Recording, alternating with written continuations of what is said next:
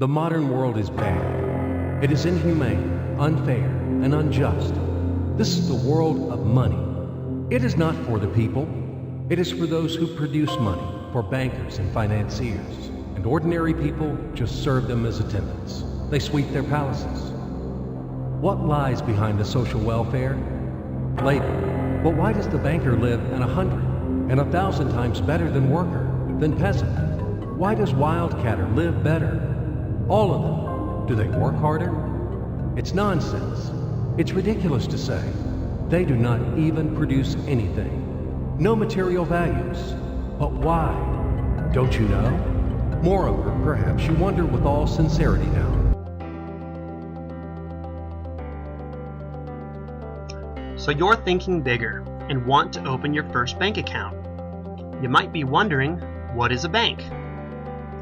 Banking systems have been around for thousands of years, and modern-day banking practices are what make the U.S. economic dream a reality. Basically, banks borrow and lend money every day from people like you and me. When they borrow from you, they agree to make a payment to you for the money. This is called interest.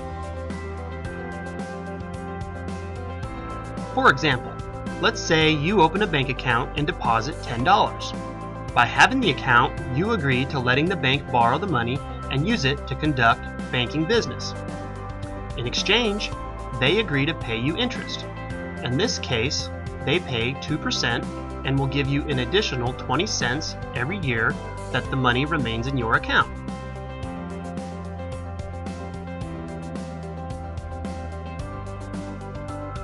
You might be wondering, how is this possible?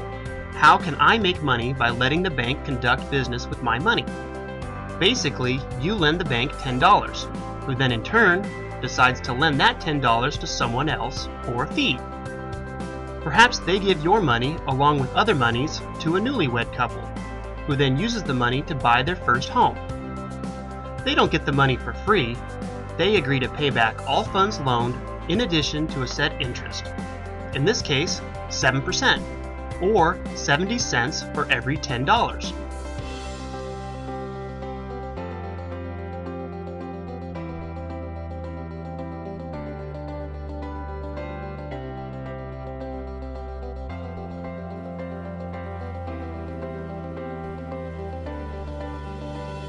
This is how the bank is able to pay you back the $10.20 after 1 year. It's also how your profit of 20 cents was made. The bank also made a profit, in this illustration 50 cents. And these profits were paid by the couple who paid out 70 cents interest over the year. You may be asking, how can I trust the bank with my $10? Try to remember that banks don't work with tens of dollars. Rather, they work with tens of billions of dollars. The money is kept in safe places to ensure that your money is there when you need it.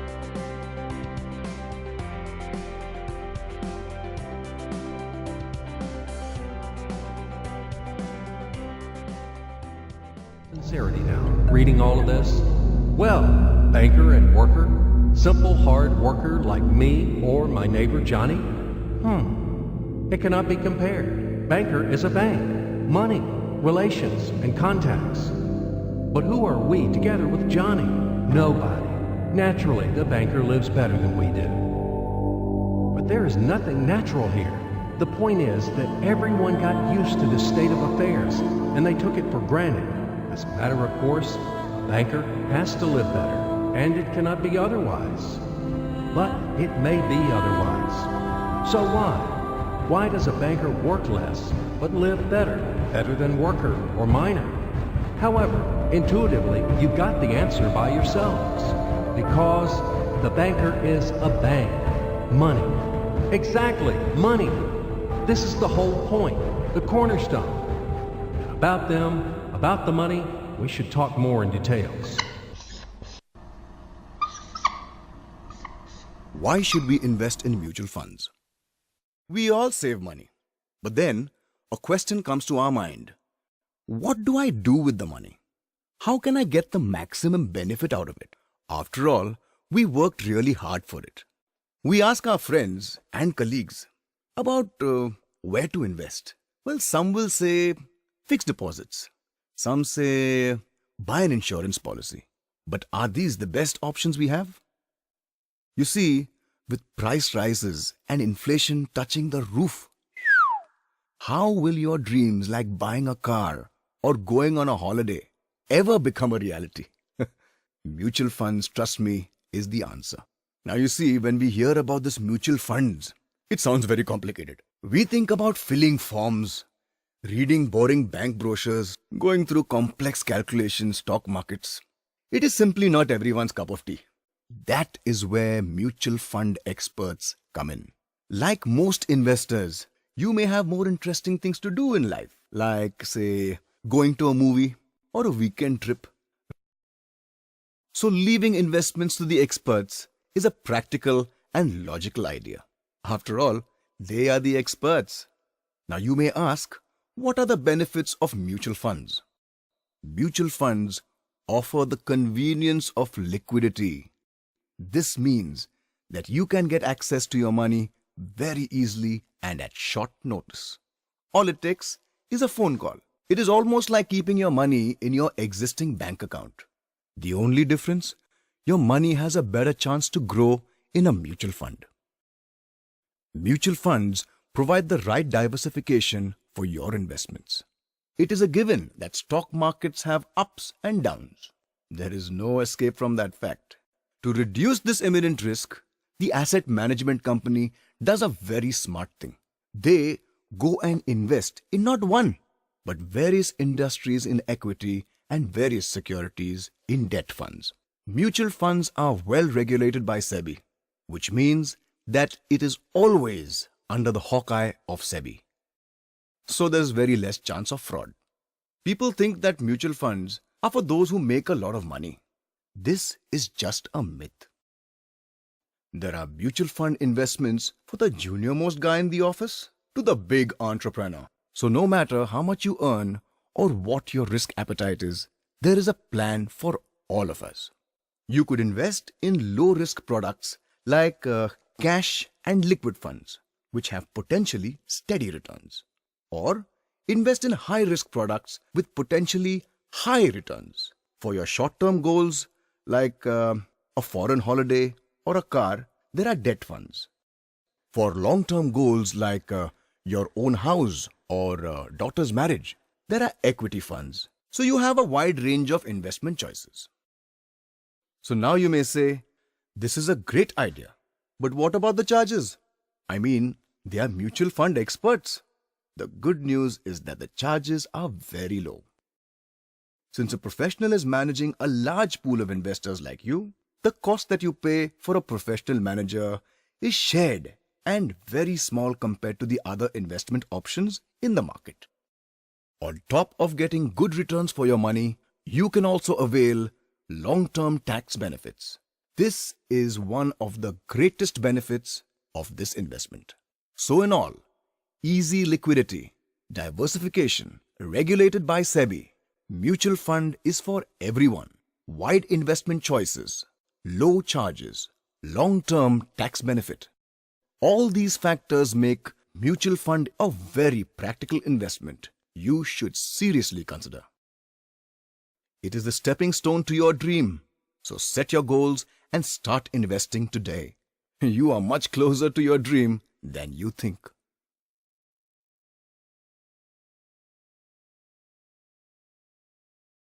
So, what is money? Have you ever thought about it? The calculation tool? The measure of labor? As we are told from childhood, almost from the cradle, we have to work, work, and work. The money won't fall down from the sky.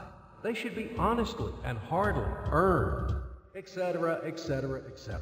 Sounds familiar, doesn't it? Familiar ad nauseum. Say it, by the way, to Abramovich, who honestly and hardly earned all his billions. Just for fun, say how to earn money honestly. You will laugh to death. Yes, we have to work, but what should we expect in the end? A small pension and half-starved old age? Poverty. You have spent all your life working on some oligarch. You have been taken away all your power, energy, and health. You've been squeezed like a lemon. And after that, you've just been thrown into the dustbin as the fulfilled material. Is this necessary? But this is the reality, horrific reality of modern society. This is what we should all expect in the end, almost certain. Everything ends up this way for the vast majority of people in today's world, as it ended up for their mothers, fathers, grandmothers, and grandfathers, as it will end up in the present state of affairs for their children and grandchildren, great-grandchildren, then in turn for their children and grandchildren, and so on. The way of the world. Why? All of this is wrong, unfair. It must not exist. Why do some people have to have everything, but others have nothing? Why do some people walk in golden slippers, but the others barely make ends meet? They don't know how to feed their children, although all of them work honestly. Why does it happen? After all, we are the people, the brothers. We are equal, aren't we? Then why? Because there is a lie around us. A huge, continuous, monstrous lie. Do not believe anything that is broadcasted daily on TV by satiated and well-groomed masters of life. And people are not working, and the money is not even a measure of labor. All of this is an insolent and shameless lie. Lie, lie, lie, and lie once again. It is the news which is hung on your ears. Why do they do this? Just to make it easier to manage people. So you are oligarch now, or even an ordinary worthless deputy. Are you equal with others? In what? You live in a different way, eat in a different way, and rest in a different way. In one day, he spends more than you spend in a year. His wife doesn't even get out of Kosovo. And yours? He is treated in the best Swiss clinics. And what about you? His children and yours?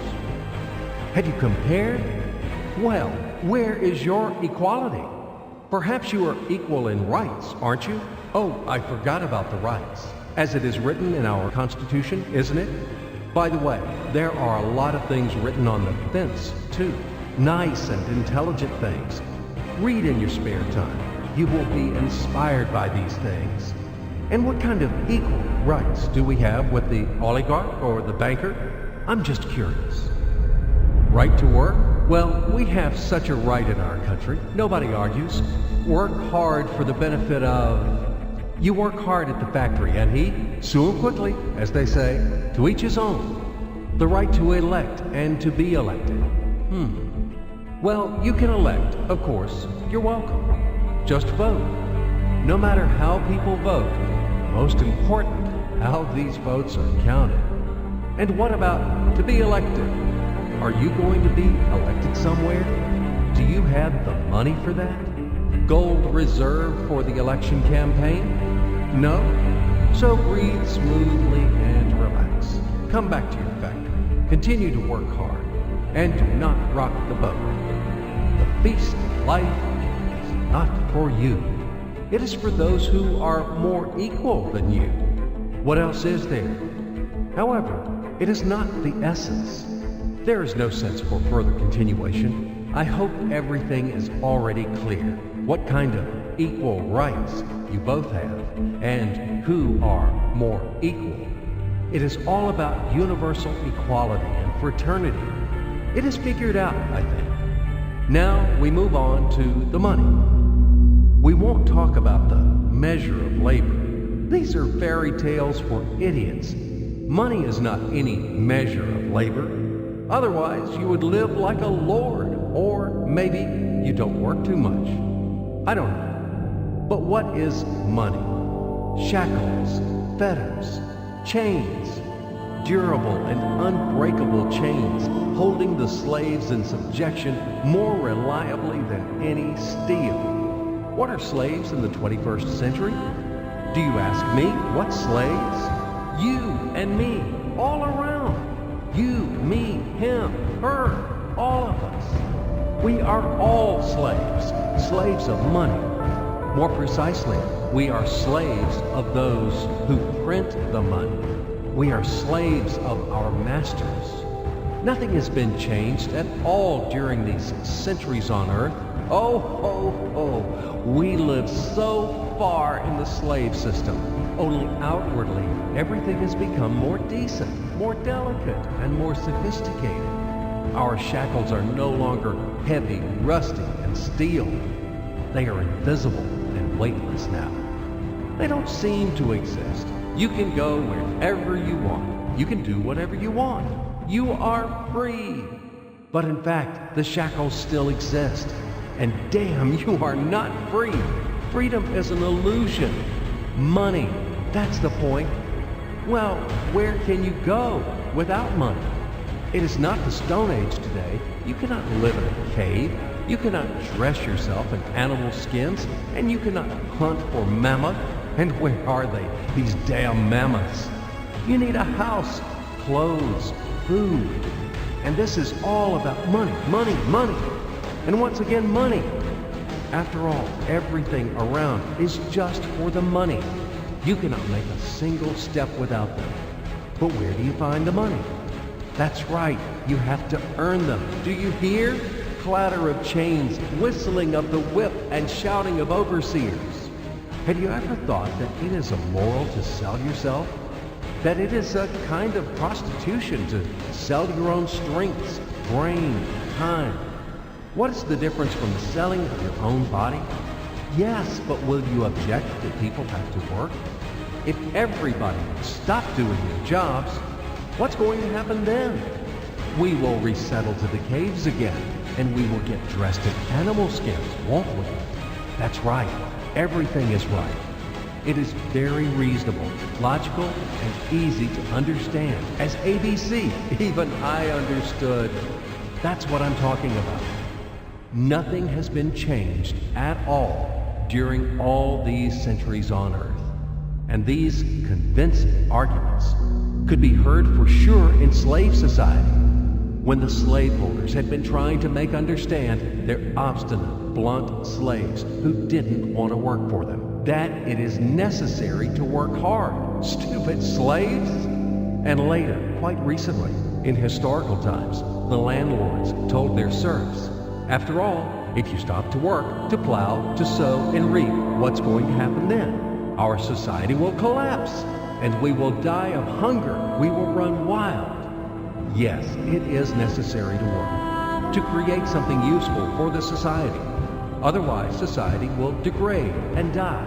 But firstly, we have to work voluntarily, not for a bowl of soup, and not only in order to survive. We have to do what we like to do. And secondly, if something, once it is necessary to work, it is necessary for everyone. All people are equal, aren't they? So let everybody work. The situation when some people earn money in a mine, at the factory with salty sweat and bloody calluses, while others simply print them, sitting back and sipping expensive whiskey or brandy, is abnormal. Such a situation is not acceptable in principle.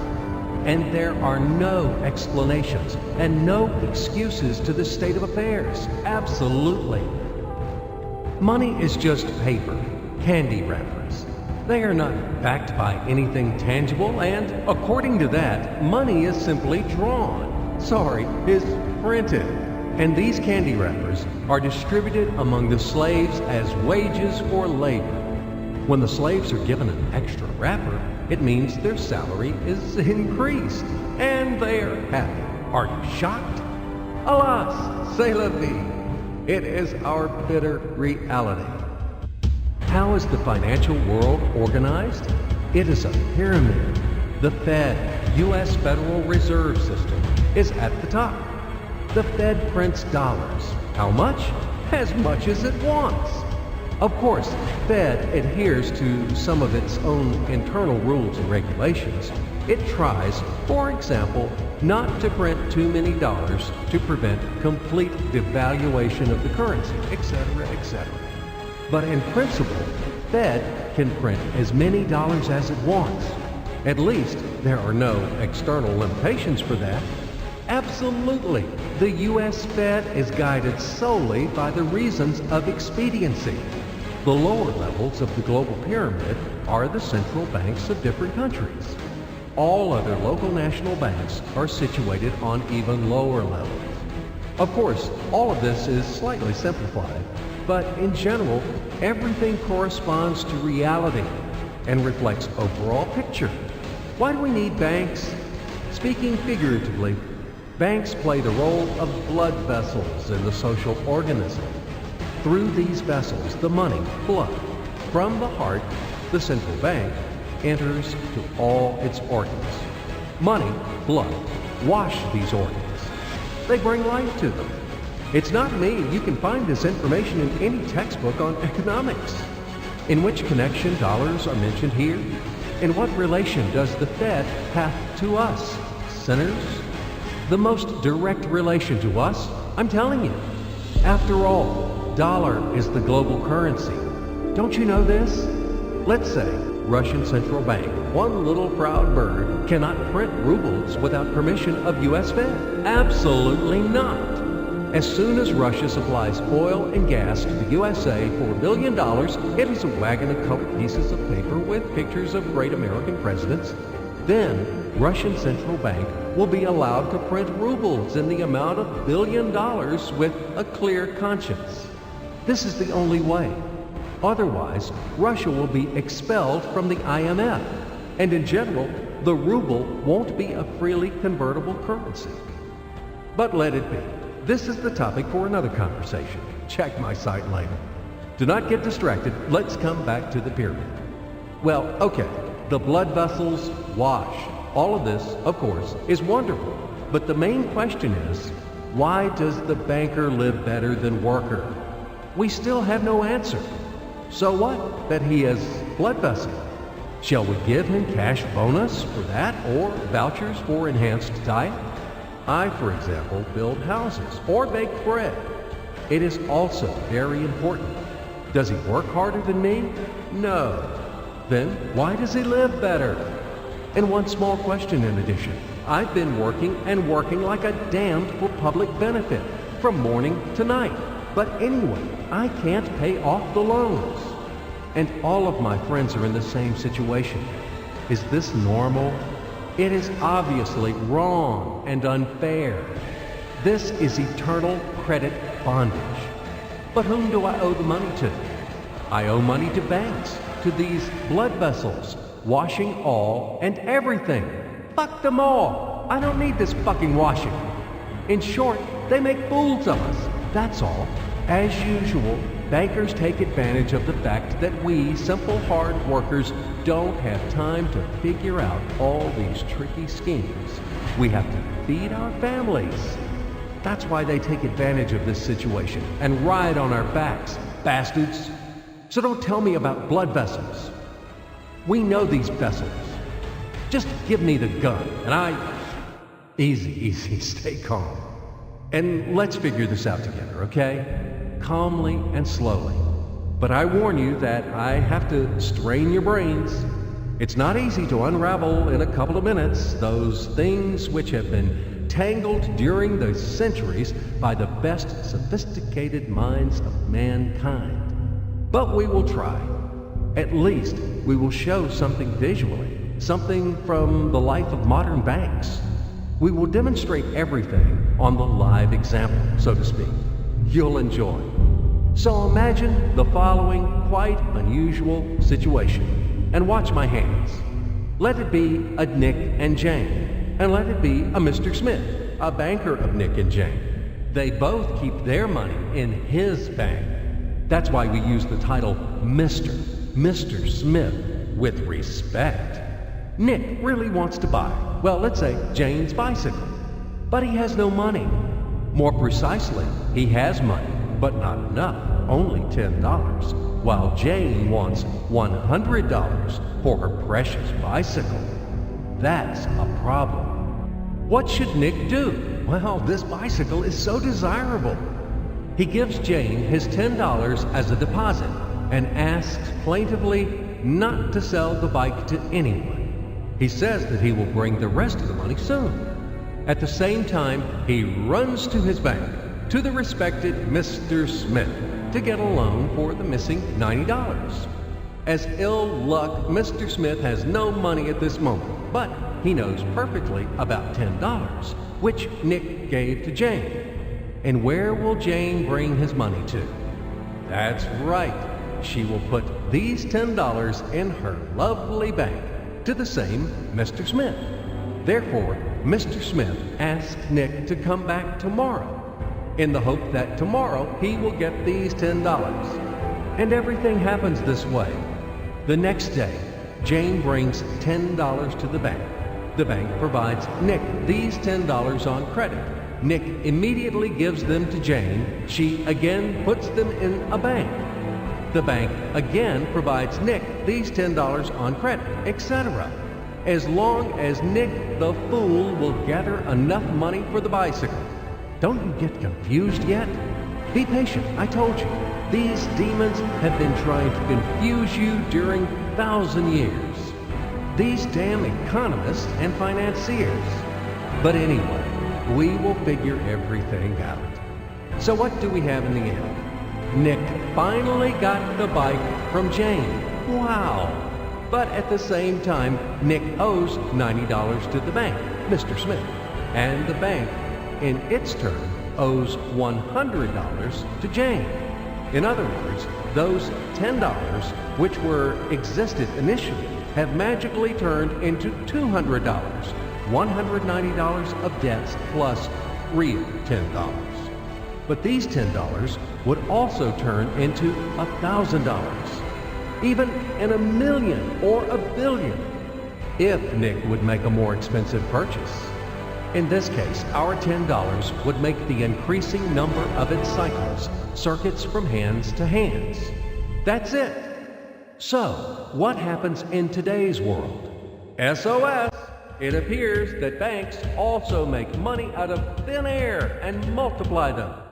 Not only Fed can produce money, but banks either. In short, everybody can do this, except you and me. We are not in the business at this celebration of life. I would like to print or draw some money as well. In fact, these banks multiply money without any control. And we're still wondering why the banker lives better. What are naive fools are we?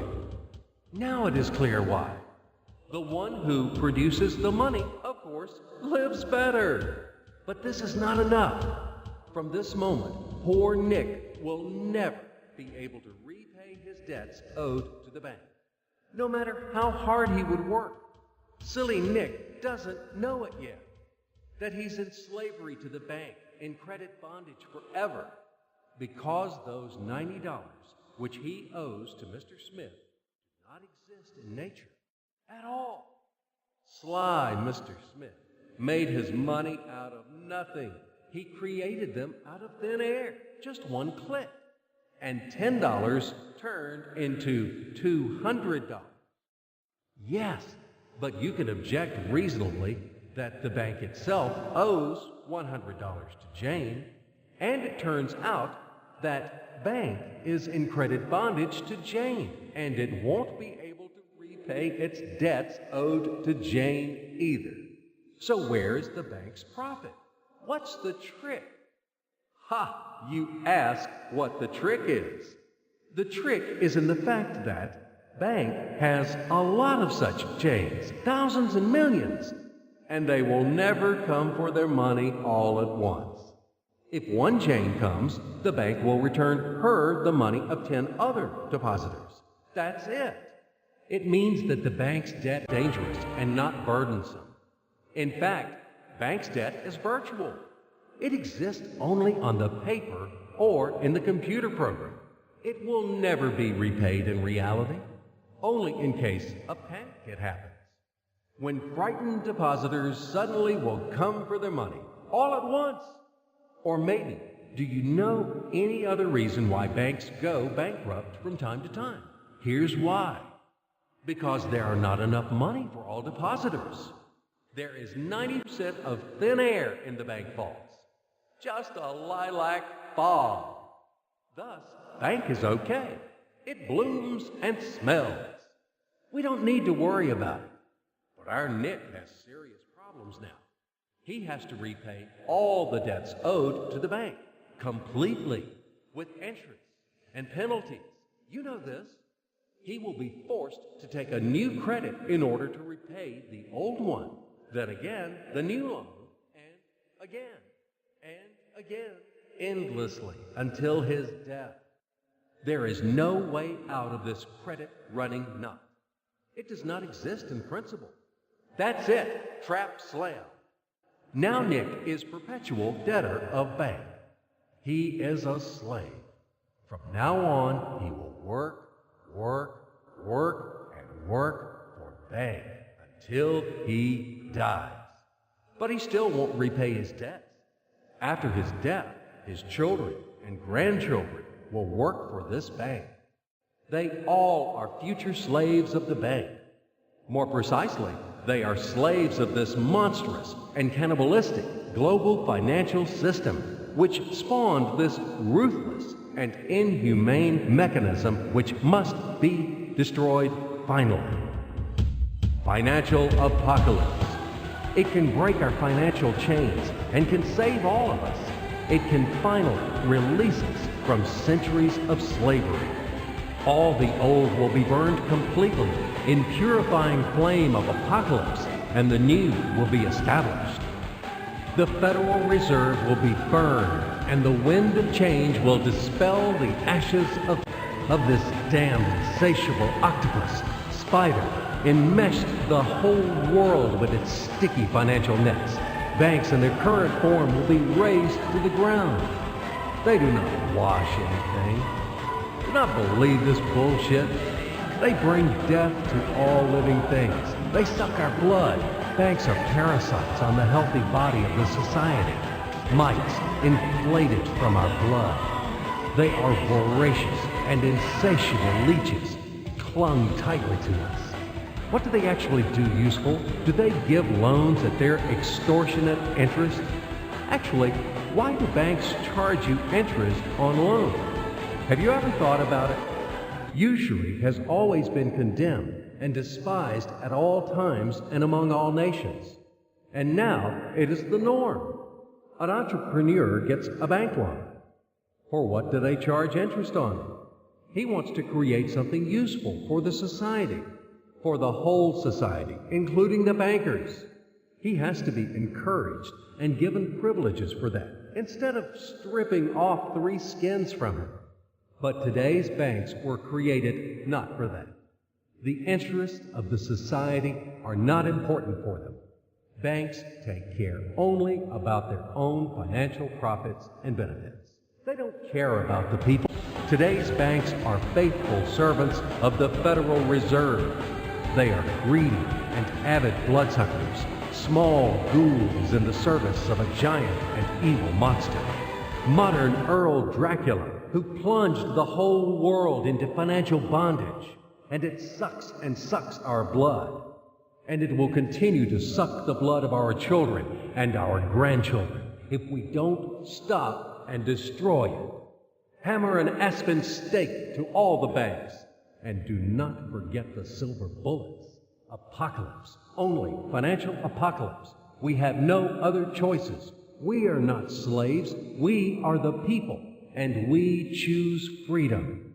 And this freedom is already on the threshold.